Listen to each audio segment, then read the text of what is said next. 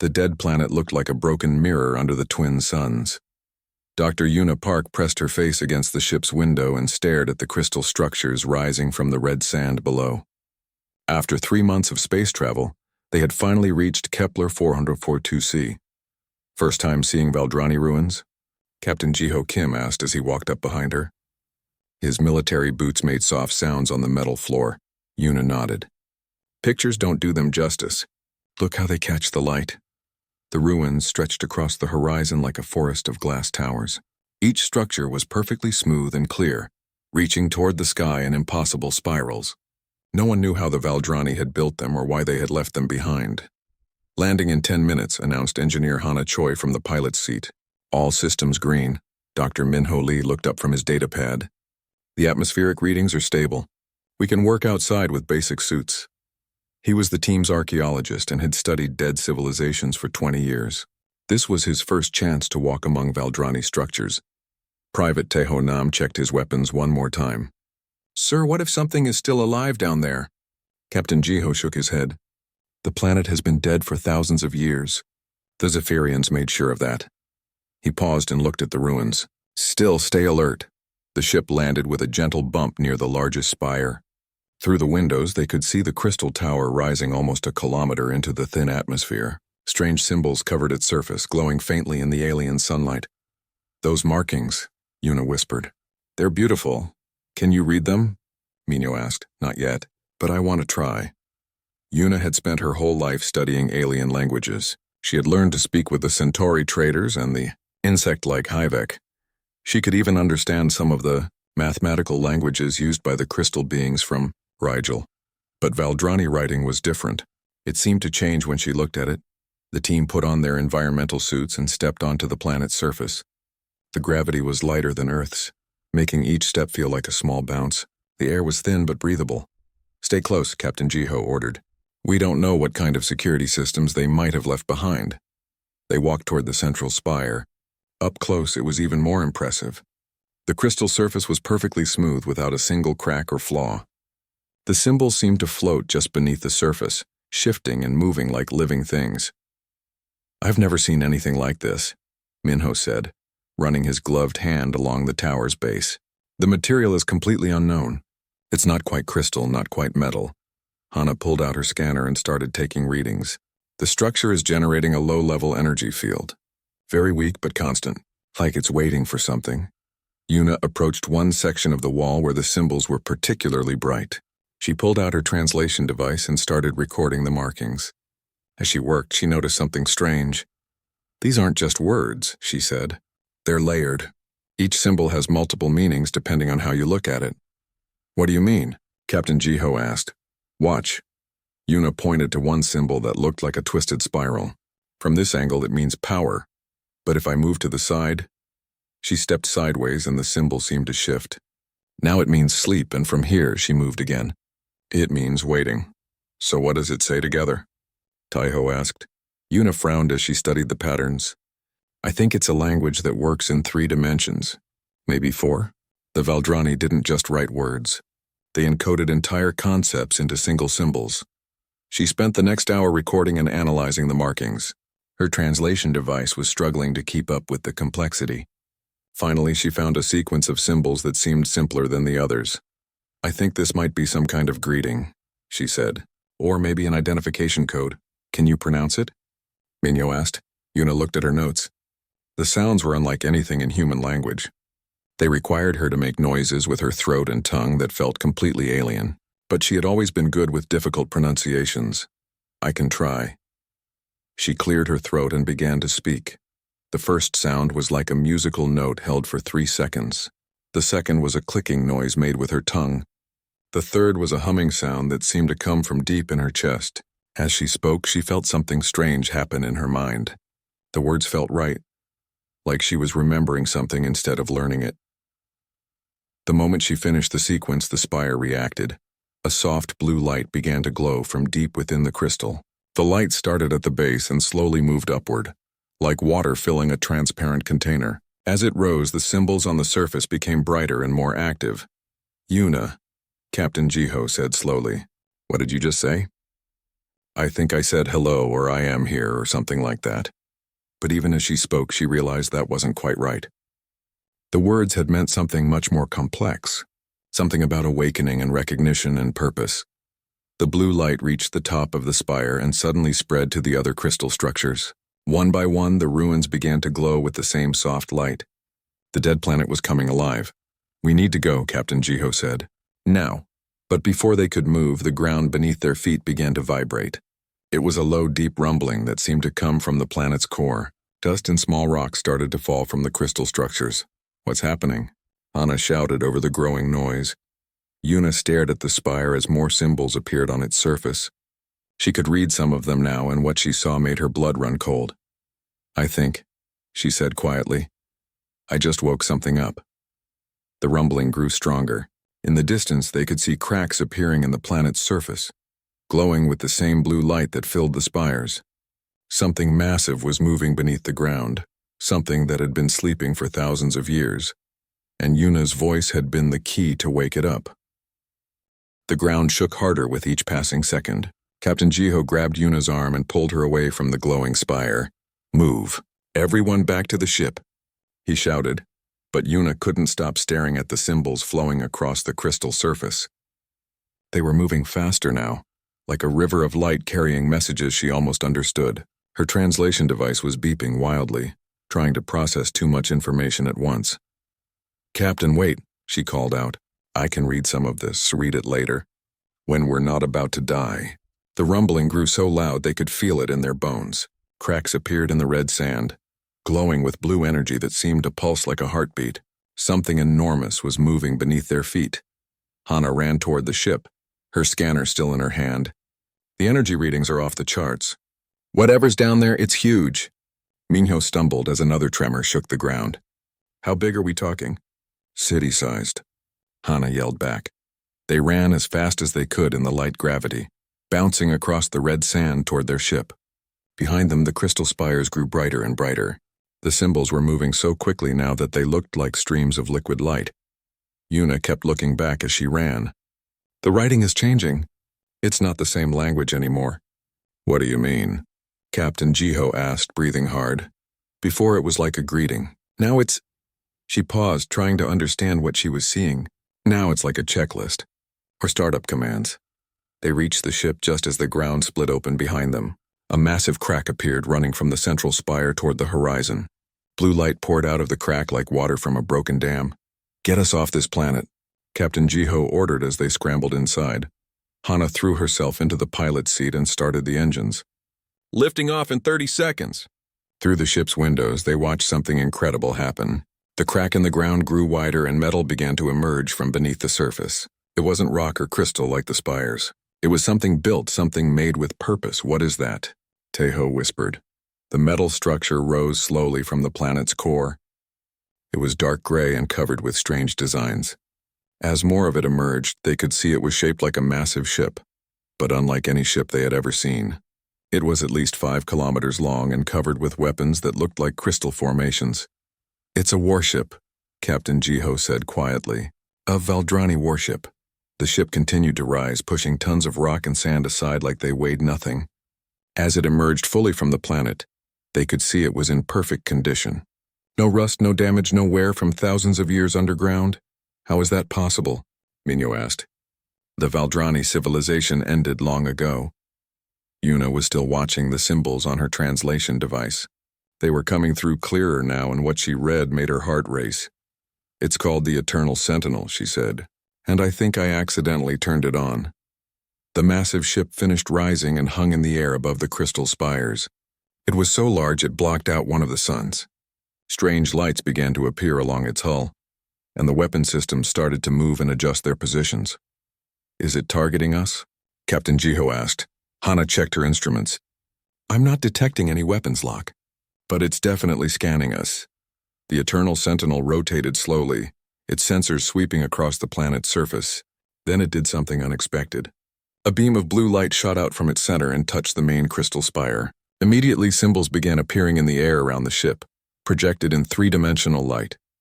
"It's communicating," Yuna said. "The spires are some kind of communication array." "Communicating with who?" Taiho asked. Before anyone could answer, their ship's communication system activated on its own. A sound filled the cabin, low and musical, like a song made of electronic notes. It wasn't in any human language, but somehow Yuna understood it. "It's trying to identify us," she said. "It wants to know if we're friend or enemy. Can you answer it?" Captain Jiho asked. Yuna looked at her translation notes. "I think so, but I'm not sure what the right answer is."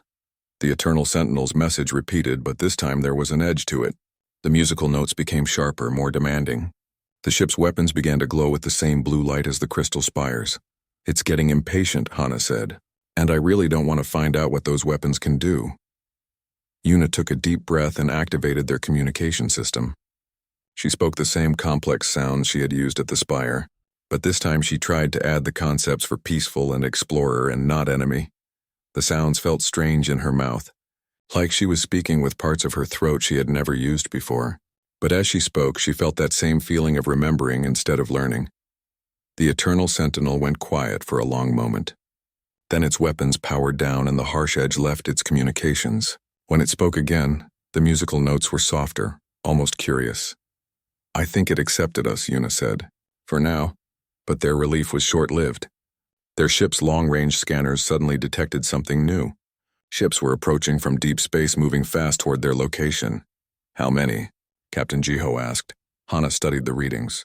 12 ships. No, wait, 15. They're big and they're coming straight for us.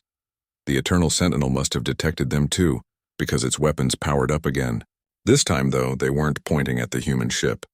They were pointing toward space, toward the approaching fleet. "Those aren't human ships," Minho said, looking at the scanner data. "The design is completely different." Yuna felt her stomach drop as she realized what was happening. The signal. When the Sentinel woke up, it must have sent out some kind of signal. "Signal to who?" Captain Jiho demanded. "To whoever destroyed the Valdrani in the first place." The approaching ships were moving faster now, clearly heading for the planet. As they got closer, the scanners revealed their true nature. They were warships covered in weapons and armor. Their design was aggressive and practical, built for one purpose: conquest. "Zephyrians," Captain Jiho said grimly. "It has to be." The Eternal Sentinel seemed to recognize them too. Its entire hull lit up with blue light, and every weapon system activated at once. The crystal spires on the planet began to glow brighter, sending energy up to the massive ship. A new message filled their communication system, but this one wasn't directed at them. It was broadcasting on all frequencies, sending the same complex musical message over and over again. "What's it saying?" Captain Jiho asked. Yuna listened carefully, trying to translate the alien concepts into human words. "It's saying, 'The Guardians have returned. The enemy will not pass.' The Zephyrian fleet dropped out of faster-than-light travel at the edge of the solar system. 15 massive warships, each one designed to destroy planets and conquer civilizations. They had come expecting to find a dead world with some interesting ruins. Instead, they found the Eternal Sentinel waiting for them. The ancient war was about to begin again. The Zephyrian ships moved like hunting wolves, spreading out as they approached the planet. Captain Jiho watched them on the scanner, counting weapons and calculating their chances of survival. 15 warships, he said quietly. Each one could destroy our ship without trying. The Eternal Sentinel hung motionless above the crystal spires, its hull glowing with blue energy. It was massive, but 15 against 1 were bad odds for anyone. "Why aren't they attacking?" Tejo asked. "The Zephyrians aren't known for waiting." Yuna was studying the translation patterns flowing across her device. The Sentinel was still broadcasting, but the message had changed. Now it was trying to access something, like a computer trying to remember a forgotten password. "It's confused," she said. "The Sentinel is trying to follow its original programming, but something is wrong." "Wrong how?" Captain Jiho asked. "Its memory is damaged. It knows it should fight the Zephyrians, but it can't remember how to tell friend from enemy." Yuna looked up from her device. "Right now it thinks we might be threats too." As if responding to her words, the Sentinel's sensors turned toward their small ship. Blue light swept over them and their instruments went crazy with scanning energy. "It's analyzing us," Hana said. "Hull composition, life signs, technology level, everything." The scanning stopped, but the Sentinel's weapons remained active. It was waiting for something, some kind of confirmation that they belonged here. Meanwhile, the Zephyrian fleet had finished their approach. The lead ship was enormous, twice the size of the others, with weapon ports covering its black hull like angry eyes. It moved closer to the Sentinel, broadcasting its own message. Yuna's translation device picked up the Zephyrian transmission. Their language was harsh and direct, nothing like the musical complexity of Valdrani speech. "They're demanding surrender," she said. "They want the Sentinel to power down and submit to boarding." The Sentinel's response was immediate. Every weapon on its hull turned toward the Zephyrian flagship and began to charge with blue energy. "I don't think it's planning to surrender," Minho said, but instead of firing, the Sentinel hesitated. Its weapons powered up and down repeatedly, like it couldn't decide what to do. More symbols appeared around the ship, floating in the air like desperate questions. "It's asking for orders," Yuna realized. "It needs someone to tell it what to do. Can you do that?" Captain Jiho asked. "I don't know. The command language is incredibly complex. If I get it wrong, it might decide we're enemies and attack us instead." The Zephyrian flagship was getting impatient. It fired a warning shot across the Sentinel's bow, a bright red beam that scorched the space between them. The message was clear: surrender or fight. The Sentinel's weapons charged again, but still it hesitated. The symbols around it grew brighter and more frantic. "It's breaking down," Yuna said. "Thousands of years alone have corrupted its programming. It wants to fight, but it can't function without proper commands." She looked at her translation notes, trying to piece together the command structure. The Valdrani language was like a three-dimensional puzzle where every word had multiple meanings depending on context and tone. "I think I understand," she said slowly. The Valdrani didn't just give orders to their machines. They had to merge with them, share their consciousness temporarily. "That sounds dangerous," Captain Jiho said. "Probably, but it might be the only way." The Zephyrian flagship fired again, this time directly at the Sentinel. The beam struck the ancient ship's shields, which flared to life with brilliant blue light. The Sentinel absorbed the energy and converted it to power, making its own weapons glow brighter. "Impressive," Hana whispered. "Their shielding technology is incredible." But the Zephyrian commander had seen enough. All 15 ships opened fire at once, filling space with red death. The Sentinel's shields held but barely. Cracks of light appeared across the protective barrier. "It can't take much more of that," Captain Jiho said. Yuna made her decision. She activated their communication system and began to speak in Valdrani, using every complex sound pattern she had learned. But this time she didn't just speak the words. She tried to feel them, to understand what the original speakers had meant. The effect was immediate and terrifying. Pain shot through her head as her mind touched something vast and alien. The Sentinel's consciousness was like standing at the edge of an ocean, feeling the weight of water stretching to the horizon. But she held on, pushing through the pain. She spoke the command words for defend and protect and fight the destroyers. As she spoke, she felt the Sentinel respond, its confusion clearing like fog in sunlight. The ancient warship's weapons fired for the first time in thousands of years. The blue energy beams were nothing like the red lasers the Zephyrians used. They moved through space like liquid light, bending and curving around obstacles. When they struck the enemy flagship, they didn't just damage the hull. They seemed to eat through the metal, dissolving it at the molecular level. The Zephyrian commander's ship exploded in a ball of fire that lit up the dark space around the planet. The other 14 ships stopped firing, shocked by the sudden destruction of their leader. But they quickly regrouped and attacked with renewed fury. The Sentinel moved like a dancer, spinning and turning to avoid the enemy fire. Its weapons continued to fire those strange blue beams, each shot finding its target with impossible accuracy. But there were too many enemies, and some of their shots were getting through. Yuna felt every hit through her connection with the ship. Each explosion on the Sentinel's hull sent pain through her nervous system. She was linked to something designed for war, and it was teaching her what battle really meant. "Yuna," Captain Jiho shook her shoulder. "Are you okay?" She opened her eyes, not realizing she had closed them. Blood was running from her nose, and her hands were shaking. "I can feel it," she whispered. "I can feel the ship fighting. It's not just a machine. It's alive somehow." Through the connection, she sensed the Sentinel's memories stirring. Fragments of ancient battles. The faces of long-dead Valdrani commanders. The last desperate fight against the Zephyrian invasion thousands of years ago. And she understood something that made her blood run cold. "Captain," she said, her voice barely audible. "The Sentinel isn't just one ship." "What do you mean?" "It's a signal beacon. When it activated, it sent a wake-up call across the galaxy. She looked at him with wide, frightened eyes. There are others. Hundreds of them. All waiting for someone who can speak their language. The battle raged outside their ship, blue beams crossing red ones in deadly patterns. The Sentinel was holding its own, but just barely. If it fell, the Zephyrians would destroy them all and continue their conquest unopposed. But if Una could fully awaken the ancient ship, if she could help it remember what it was truly capable of, then perhaps the galaxy's oldest war was about to begin again, and this time, humanity would be fighting on the side of the Guardians. The pain in Una's head grew stronger as her connection with the Sentinel deepened. Through the link, she could feel the ancient ship's memories flowing like a river of images and emotions. Battles fought among distant stars, cities burning on worlds whose names had been forgotten, and always the same enemy, the Zephyrians. Una, your nose is bleeding again, Minho said. Offering her a tissue, she wiped the blood away but didn't break her concentration. The Sentinel needed her guidance to fight effectively. Without her commands, it was just a powerful machine. With her voice directing it, it became something much more dangerous. Outside their ship, the battle continued. The Sentinel had destroyed 3 more Zephyrian vessels, but the remaining 11 were adapting to its tactics.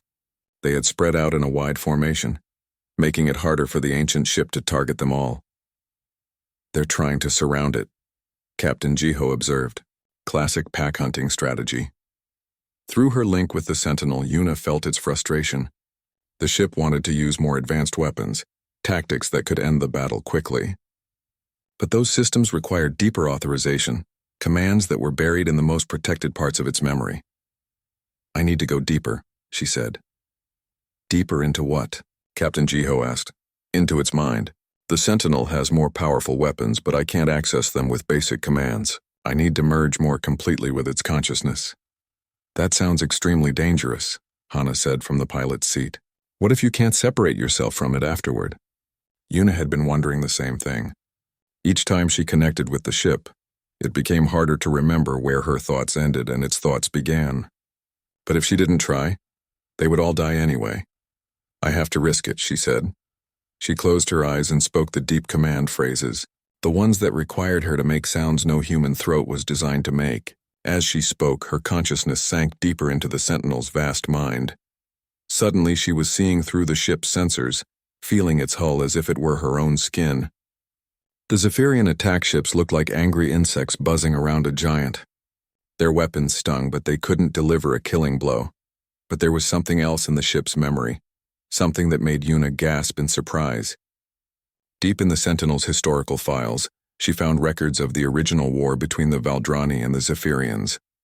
The war had lasted for thousands of years. The Zephyrians were a species that conquered and consumed, moving from world to world like a plague of metal and fire. They had destroyed hundreds of civilizations before they encountered the Valdrani.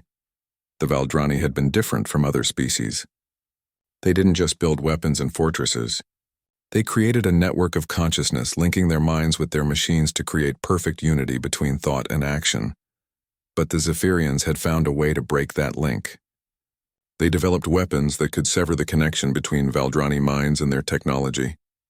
Without that connection, the Valdrani ships became just ordinary machines, and ordinary machines could be destroyed.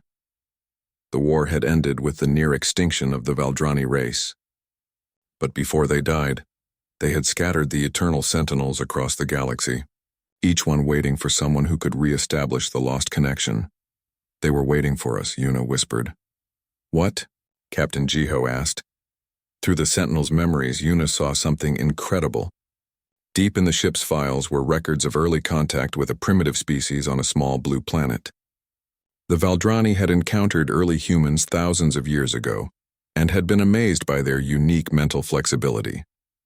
Most species developed rigid patterns of thought that became fixed as they evolved. But humans were different. Their brains remained adaptable, capable of learning new forms of consciousness throughout their lives. The Valdrani had recognized this gift and had left subtle influences in human development, preparing them for the day when they might be needed to awaken the sentinels. We're connected to them, Una said, her voice filled with wonder. The Valdrani influenced human evolution. They made us into the keys that could unlock their sleeping guardians. She felt the Sentinel responding to this realization, its systems coming online one by one. Weapons that had been dormant for millennia began to power up. Shield generators that could protect entire star systems started to hum with energy. But the full awakening required something more. The Sentinel needed to know that humanity was ready to accept the responsibility of being the galaxy's guardians. Yuna, Captain Jiho said urgently. 3 more Zephyrian ships just dropped out of hyperspace. We're looking at 18 total now. Through the ship's sensors, Yuna saw the new arrivals. These were different from the first wave. They were larger, more heavily armed, and they moved with the confidence of a species that had conquered half the galaxy. The lead ship opened a communication channel, broadcasting on all frequencies. The message was simple and brutal: surrender or be destroyed. The Sentinel's response came through Yuna's voice, but the words were not her own. They came from the ship's deepest memories, from the last Valdrani commander who had given his life to hide the Sentinels. You destroyed our worlds, the ancient voice said through Yuna's throat. You silenced our songs and scattered our children to the dark between stars. But you did not destroy our hope. The Zephyrian commander laughed, a harsh sound that came through their communication system like grinding metal.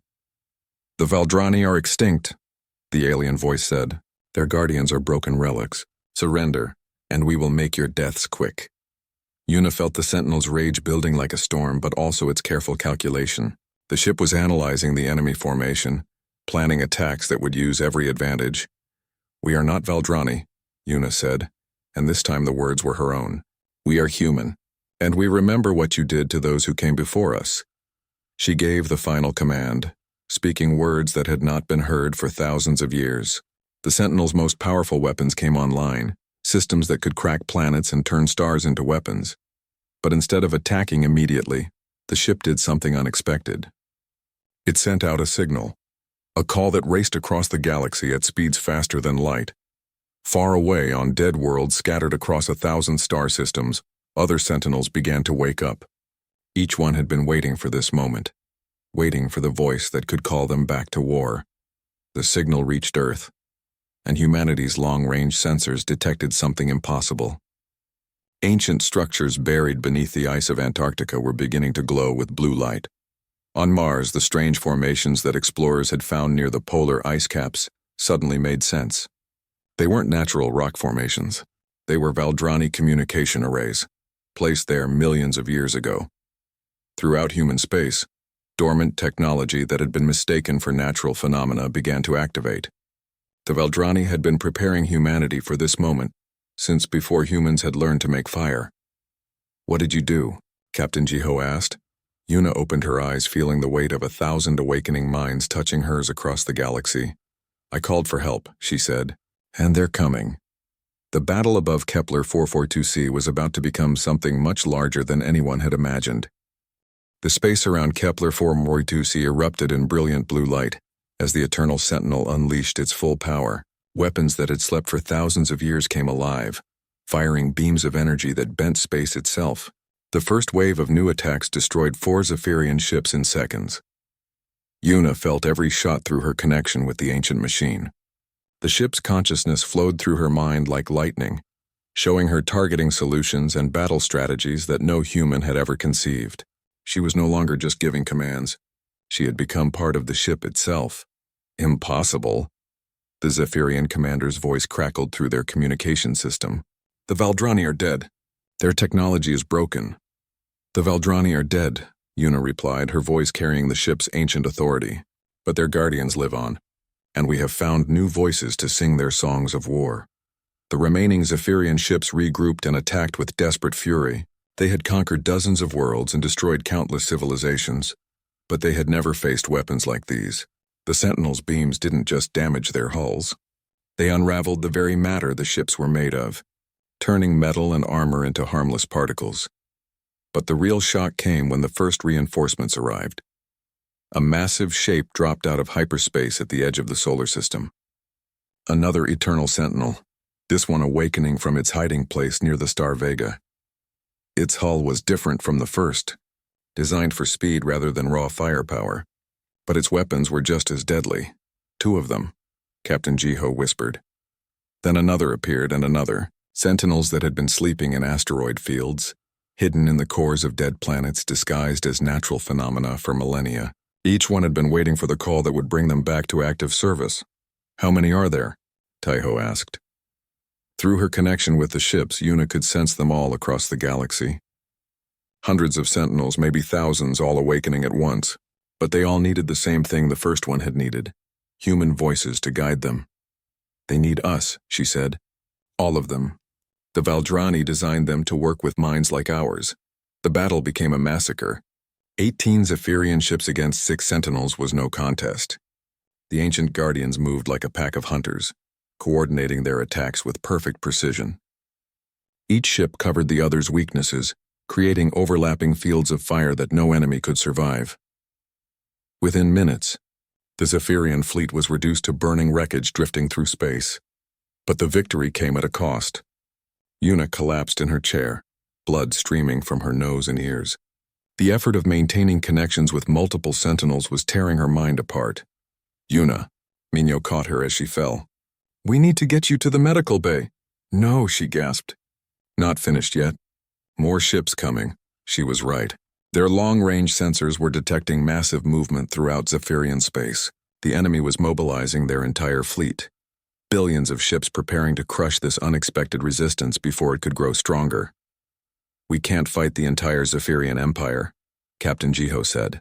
Even with the Sentinels, we're outnumbered 1,000,000 to 1. Through her fading connection with the ships, Yuna sensed their uncertainty. The Sentinels were powerful, but they had been designed to work as part of a larger strategy. They were guardians, not conquerors. They needed a purpose beyond just fighting. That's when she understood what the Valdrani had really been planning. They're not weapons, she whispered. They're teachers. What do you mean? Captain Jiho asked. Yuna struggled to sit up, her vision blurry but her mind clear. The Valdrani didn't just hide the Sentinels. They encoded their entire civilization into them. Their science, their culture, their knowledge of how to link consciousness with technology. She looked out at the ancient ships floating in space around them. Each one was a library, a university, a repository of knowledge that could advance human civilization by thousands of years. They want us to learn from them, she continued, to become what they were, but better, to be the guardians the galaxy needs. The Sentinels seemed to respond to her words. They moved closer to the human ship, their hulls glowing with welcoming light. Through the fading connection, Yuna felt their offer. Partnership, not just for the battle ahead, but for the future of all intelligent life in the galaxy. But the choice had to be made quickly. The Zephyrian response fleet was already assembling, and soon the space around Earth would be filled with enemy ships. Captain, Hana called from the pilot's seat. I'm receiving a transmission from Earth. They want to know what's happening out here. Captain Jiho activated the communication system. This is Captain Kim of the research vessel Horizon's Edge.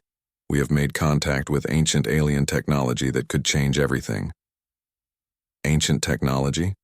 Came the reply from Earth Command. Explain. Yuna took the microphone with shaking hands. This is Dr. Yuna Park. I am speaking to you through a direct neural link with a Valdrani war machine. The Valdrani were an advanced civilization that was destroyed by the Zephyrians thousands of years ago. Before they died, they hid guardian ships throughout the galaxy, waiting for a species that could awaken them. She paused, feeling the weight of what she was about to say.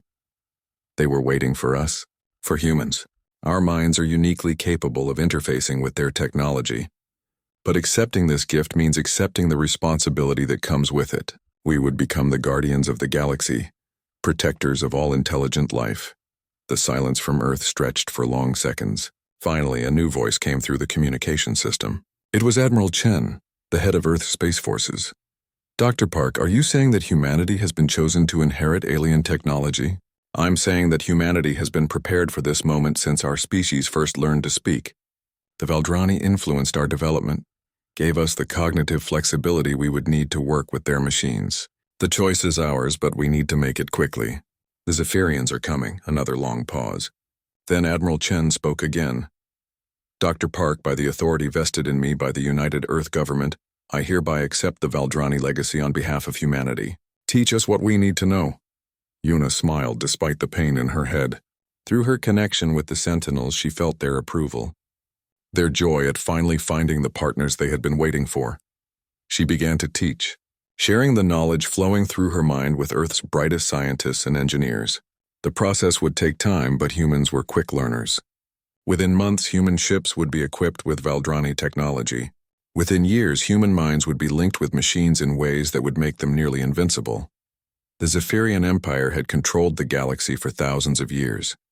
Believing that the Valdrani were extinct and their technology lost forever, they were about to discover how wrong they had been. In the depths of space, more sentinels continued to awaken, their ancient hulls gleaming with blue light as they prepared for the war that would determine the fate of every living thing in the galaxy. And guiding them all were human voices, speaking in a language that had been thought lost forever, carrying on a legacy that would ensure no species would ever again face extinction at the hands of conquerors. The Age of the Guardians had begun.